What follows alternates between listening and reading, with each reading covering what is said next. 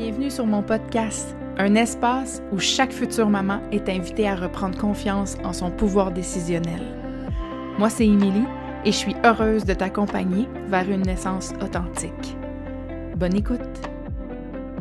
Salut! Bienvenue dans ce nouvel épisode. Je suis vraiment contente de vous retrouver aujourd'hui pour ce sujet-là. En fait, c'est mon sujet préf. On va parler de physiologie à l'hôpital et en fait, plus précisément, la nécessité de comprendre le système, de comprendre les deux paradigmes de la physiologie et de l'hôpital pour garder ton pouvoir. Et je dirais même en fait pour ne pas en venir à subir ton enfantement.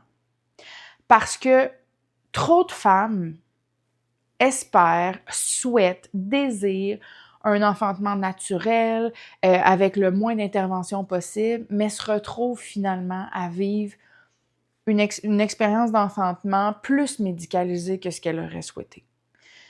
Puis aujourd'hui, c'est ça que je veux qu'on aille comprendre, c'est le pourquoi. Pourquoi on en vient à vivre autant de médicalisation de notre expérience d'enfantement, de la naissance de notre bébé, alors qu'à la base, on voulait quelque chose de plus physiologique, de plus naturel. Donc, ce que je te propose dans l'épisode d'aujourd'hui, c'est de vraiment venir mettre en lumière, vraiment venir bien comprendre, je pense que c'est le mot-clé de l'épisode d'aujourd'hui, comprendre les deux différents paradigmes, soit de la physiologie et du cadre médical, pour, après ça, venir mettre en lumière le point de friction. Tu sais, d'aller voir qu'est-ce qui fait qu'à travers ces deux paradigmes-là, il y a quelque chose qui marche pas. Voilà. Fait que je pense que c'est vraiment la première clé pour arriver à incarner puis à vivre quelque chose de plus physiologique dans un paradigme médical. Ça passe vraiment par la compréhension du milieu dans lequel on s'apprête à enfanter. Parce que si on débute déjà là avec l'explication puis la compréhension des deux paradigmes, d'une part, quand on est vraiment dans des souhaits, comme je disais, plus physiologiques, plus naturels, on a besoin, en fait, de calme, d'avoir un grand sentiment de confiance, de sécurité. Souvent, il nous faut beaucoup d'intimité, complètement se sentir dans sa bulle. On a besoin de lenteur. Tu sais, on a vraiment besoin d'y aller à notre rythme, au rythme de notre bébé. Souvent, on a besoin même de silence. Tu sais, puis là, on dirait que comme je le filme même dans mon non-verbal, dans mon... Tu sais, vous voyez comment je vibe le physiologique, mais c'est vraiment ça. C'est vraiment... on a besoin de toutes ces conditions-là pour que notre corps puisse se laisser aller, pour faire place à toute la sécrétion de façon optimale de notre cocktail hormonal, de notre processus physiologique, parce que quand notre corps a ces composantes-là que je viens de nommer, a accès à ces conditions-là de sécurité, de lenteur, de respect de son rythme, de silence, d'intimité, tout ça, ben c'est là que je dirais que la magie opère, dans un sens. C'est là que le corps touche à ce qu'il sait viscéralement et profondément faire, c'est-à-dire mettre au monde ton bébé. Donc ça, c'est d'une part la vision du paradigme physiologique. Puis dans le paradigme physiologique, on met la lunette de la confiance. On met pas la lunette du déni, où on met pas la lunette contre la médecine. Vraiment pas. C'est plus une lunette qui est dans la confiance et qui intervient quand on observe un réel besoin d'intervenir. Donc voilà. Donc, on est vraiment dans la confiance. Tandis que si on va plus vers le paradigme médical, ben là, on est dans une vision qui est beaucoup plus standardisée, protocolaire, qui est vraiment dans la gestion du risque, qui a une vision très pathologique de la grossesse, de l'enfantement. Et en fait, quand je parle de gestion du risque, c'est qu'ils vont mettre une lunette dans le paradigme médical. On fait vraiment face à une lunette qui est dans la prévention. Tandis que dans le paradigme physiologique, on a une lunette de confiance. La différence, c'est qu'avec la lunette de prévention puis la lunette de gestion du risque, c'est que je trouve que le meilleur exemple pour l'expliquer, c'est que s'il y a 1% de risque qui arrive, n'importe quoi, qui arrive une détresse fœtale pour telle chose, ben dans la lunette de la physiologie, ce qu'on va voir dans ce 1% de risque-là, c'est qu'il y a 99% de chances que ça se déroule de façon normale, entre guillemets, mais en fait que ça se déroule de bonne façon. Tandis que dans la lunette médicale, donc dans la lunette de gestion du risque et de prévention, on va focusser sur le 1%. Et quand on est dans une perspective de gestion du risque, c'est qu'on va vouloir le gérer et le prévenir, ce risque-là. Donc, on ne va pas considérer qu'il y a 99% de chances que ça aille bien. On va vouloir gérer le 1% du peut-être que. Donc, ça, c'est la majeure différence entre les deux paradigmes. Puis, également, dans le paradigme médical, on a, je pense, un peu, là, ça découle du paradigme de prévention, de gestion du risque, mais on fait face aussi à un grand discours centré sur la peur. Donc souvent, c'est ce que je déplore le plus, en fait, c'est qu'on va être vite dans le sentiment d'urgence, sur la catastrophe, sur « Oh mon Dieu, bébé va mourir », les risques doubles, c'est dangereux, mais tu sais, on quantifie pas les risques. Les informations sont un petit peu transformées, manipulées, transmises des fois à l'avantage de ce qu'on veut arriver à faire. Et elle est là, la problématique, c'est que c'est la méconnaissance. C'est le manque d'informations qui est transmis entre justement ces deux paradigmes-là. Il y a le manque de... La manière que je le vois, là, c'est que le manque de connaissance des deux paradigmes nous empêche de venir les concilier. Tandis que de comprendre, d'être informé, oui, d'une part sur la physiologie, c'est quoi qui se passe dans ton corps, comment justement susciter un sentiment de sécurité, comment créer ta bulle, ton intimité, qu'est-ce que tu dois faire pour favoriser le plus possible ta sécrétion de ton cocktail hormonal, comprendre la mécanique de la contraction, comprendre les phases de l'enfantement, comprendre ce qui te porte dans ton corps, tout ça, oui, c'est utile. Mais pour faire le pont avec le cadre médical et en venir à emmener tout ça dans un milieu où on fait face à des protocoles, où on fait face à une gestion du risque, où on fait face à un discours de peur, ben, il faut comprendre. Il faut s'informer et il faut s'outiller pour avoir une meilleure compréhension du milieu dans lequel qu'on s'apprête à enfanter, pour arriver à venir faire le pont entre les deux et venir les concilier. Et c'est justement cette méconnaissance-là qui nous emmène à avoir une perte de pouvoir pendant notre enfantement en milieu hospitalier et qui nous emmène cette impression, cette sensation-là d'avoir subi, d'avoir complètement vécu un sentiment d'impuissance, puis même de se sentir dépossédé de notre expérience d'enfantement. Donc, c'est pas que le corps a échoué, c'est pas parce que la femme est pas bonne, c'est pas parce qu'elle a pas été capable, c'est parce que on l'a pas suffisamment outillé, informé, préparé pour vraiment vivre le grandiose de ce que son corps est capable dans un milieu qui ne l'est pas nécessairement favorable. Parce que ce que j'essaie de nommer, c'est pas de pointer du doigt le personnel médical, c'est au-delà de l'infirmière ou du médecin, c'est vraiment systémique. Donc, c'est pas le médecin qui est méchant, puis comme c'est vraiment cette façon-là qu'on lui a montré à intervenir. Puis c'est que l'hôpital, elle est pas contre la femme qui enfante, c'est juste qu'elle n'est pas favorable à la physiologie. Parce qu'à l'hôpital, on y va d'emblée quand on est malade. On va à l'hôpital quand il y a une problématique, quand on va pas bien, quand on doit être pris en charge, quand on est malade. Mais la femme enceinte, la femme qui s'apprête à enfanter, qui s'apprête à donner la vie, elle n'est pas malade.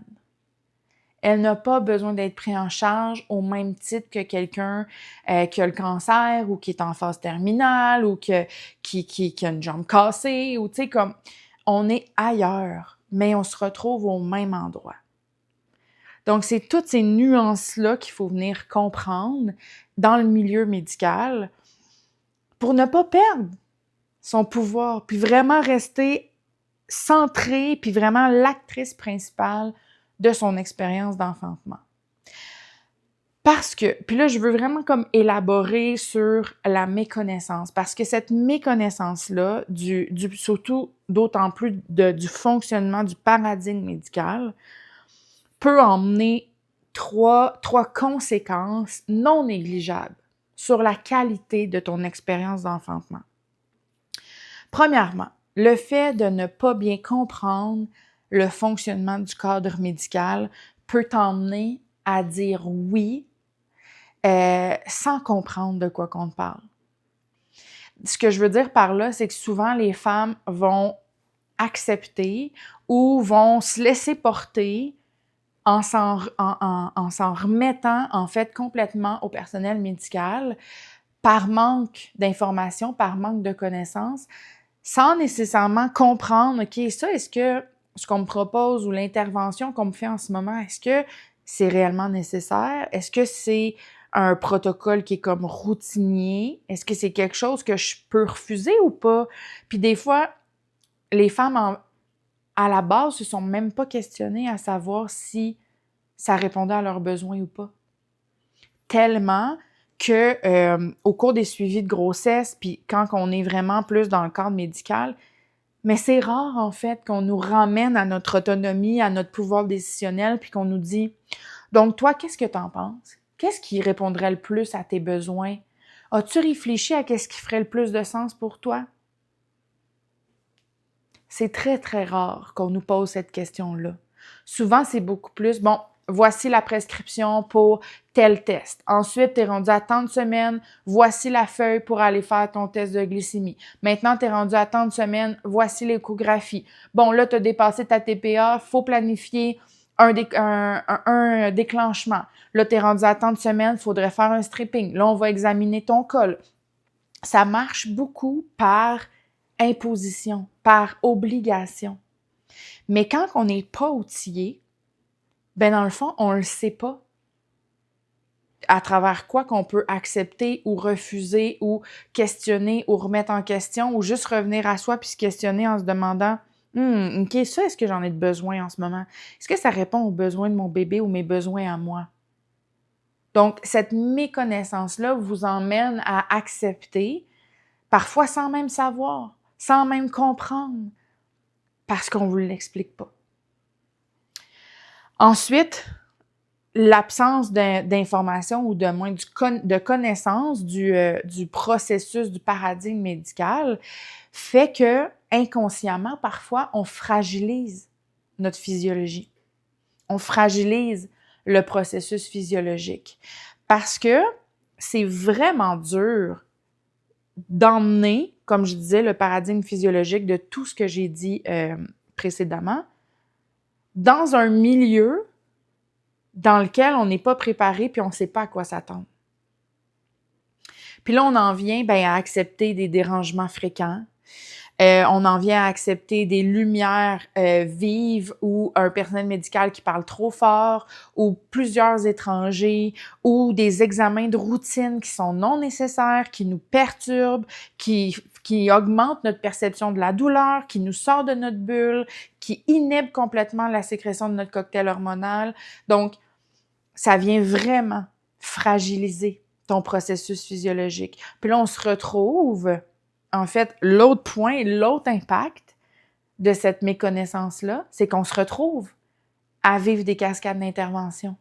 Parce que quand on dit oui sans le savoir ou sans comprendre, en fait, à des choses qui sont non nécessaires, à des interventions, à des interruptions, à des examens non nécessaires, puis qu'on fragilise notre physiologie, bien logiquement, malheureusement, on en vient à vivre des cascades d'intervention, puis c'est là qu'on a l'impression que, mon Dieu, ça dérape, là, ça chire, là, ce qu'on est en train de vivre, on a un sentiment d'impuissance, et c'est là qu'on en vient à avoir l'impression de subir notre enfantement.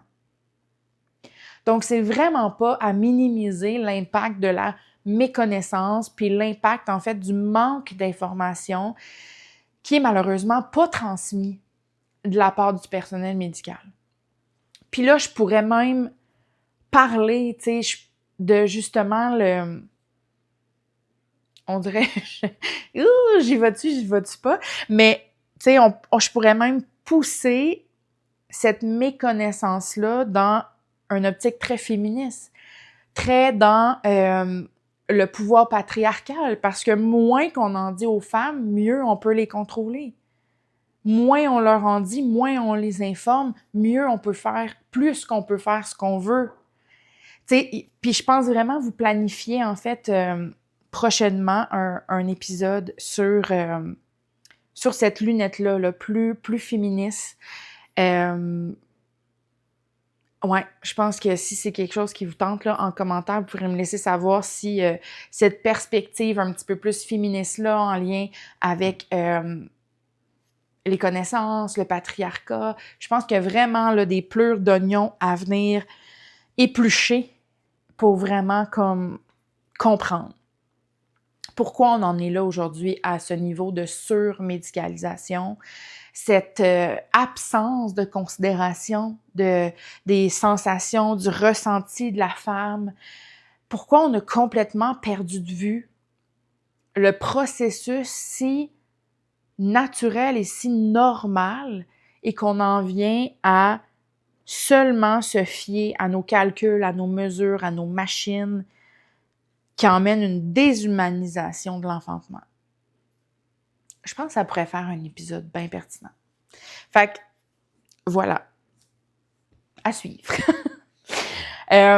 Mais c'est ça. Fait que, à ne pas sous-estimer l'impact de la méconnaissance.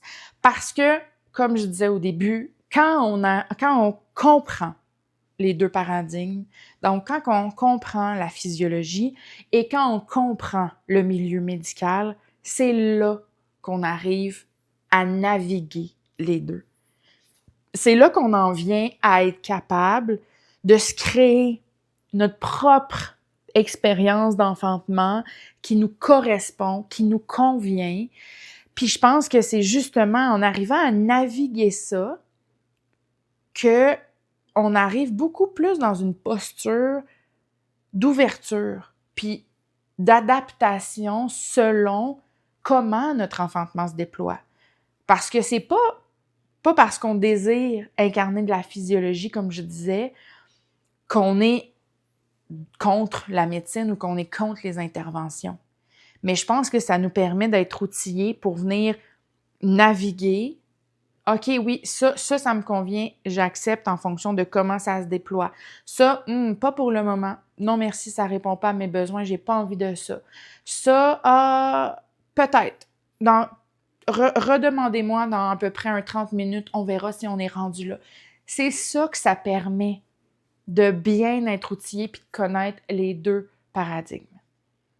Parce que le but de se préparer puis de s'outiller puis de s'informer, c'est pas pour incarner un accouchement parfait là dans notre vision, puis de refuser absolument toute intervention, puis que c'est un échec si on accepte une rupture des membranes ou un stripping ou la péridurale. C'est zéro ça, c'est plus grand que ça en fait.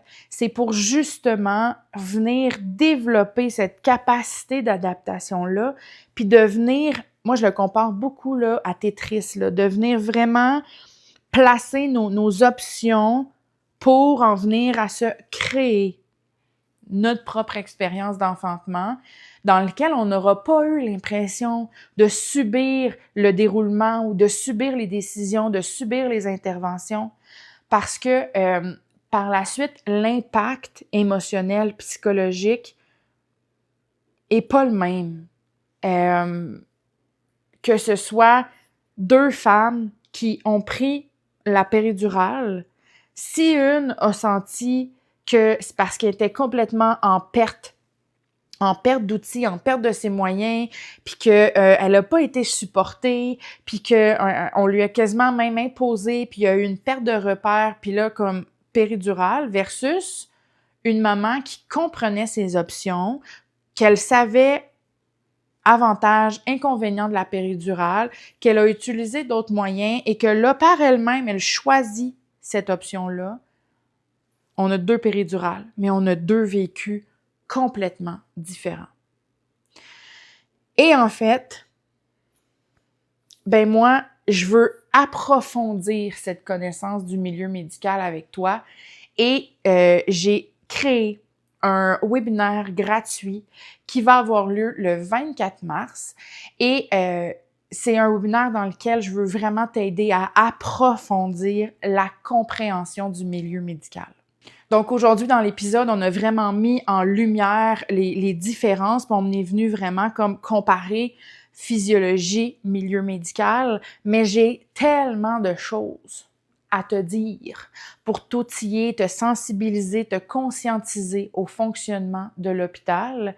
Donc, dans ce webinaire-là que je t'offre gratuitement, puis ça va se faire vraiment en réel, là, je vais vraiment être avec toi. Si tu peux pas être au moment du webinaire, tu vas avoir accès à la rediffusion, mais c'est pas du pré-enregistré, là. Je vais vraiment me déposer avec vous le 24 mars. Puis à travers ce webinaire-là, en fait, je veux vraiment que tu comprennes toutes les réelles possibilités qui s'offrent à toi à l'hôpital, même si tu as des souhaits plus naturels, plus physiologiques.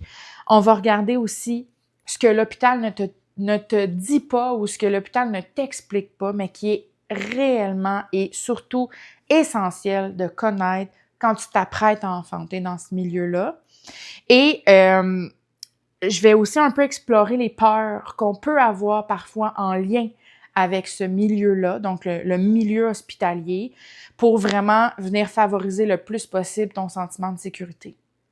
Donc, mon objectif, en fait, c'est que suite à ce webinaire-là, ben que tu aies une vision claire de ce qui est tout possible pour toi en fonction de tes souhaits et du milieu. Ça va t'emmener une meilleure compréhension de l'hôpital et du fonctionnement, en fait, du cadre médical. Et finalement, je vais t'offrir également, on va explorer ensemble un outil concret pour t'aider à vraiment rester ancré dans ton pouvoir décisionnel et qui va vraiment t'aider à faire des choix libres et éclairés. Donc, si ça t'intéresse, je vais mettre le lien dans le descriptif. Comme je disais, c'est vraiment un temps, 1 heure qu'on va prendre ensemble, que je vous offre gratuitement pour vraiment vous aider à vous outiller, puis en fait à prévenir le fait de perdre votre pouvoir, de subir votre enfantement, parce que moi, je veux que vous compreniez à quoi vous attendre pour que vous vivez une naissance épanouissante à l'hôpital. Je le sais que ça se peut, j'y crois au plus profond de moi parce que je l'ai vécu à 2 reprises. Donc, en plus de l'accompagner, en plus en me spécialisant dans le milieu hospitalier, dans ma posture de doula, en ayant vécu 2 enfantements physiologiques à l'hôpital, j'ai juste eu envie de faire un petit baluchon de mes musts à savoir sur le milieu hospitalier pour vous offrir ça. Donc, voilà, ce que j'avais envie de vous jaser dans l'épisode d'aujourd'hui. J'espère que ça vous a fait prendre connaissance un peu de, justement, de la pertinence, de l'utilité, de la nécessité, de comprendre quand on a le moindrement une vision physiologique pour notre enfantement et qu'on s'apprête à enfanter à l'hôpital. Et ben, j'espère que tu vas te joindre à moi si tu as envie de t'outiller davantage pour te préparer adéquatement pour le milieu hospitalier. Donc, sur ce, ne pas oublier si mon podcast résonne en toi, si l'épisode a résonné, t'as aimé, de partager, de laisser un avis 5 étoiles ou d'envoyer même l'épisode à une maman que tu penses que ça pourrait aider. En tout cas, moi, c'est des petits gestes qui te prennent pas beaucoup de temps, mais qui m'aident vraiment beaucoup au niveau de ma visibilité pour aider le plus de mamans possible à vivre une belle naissance en milieu hospitalier. Sur ce, merci d'avoir été ici. On se retrouve, j'espère, le 24 mars prochain et je vous dis au revoir et au prochain épisode.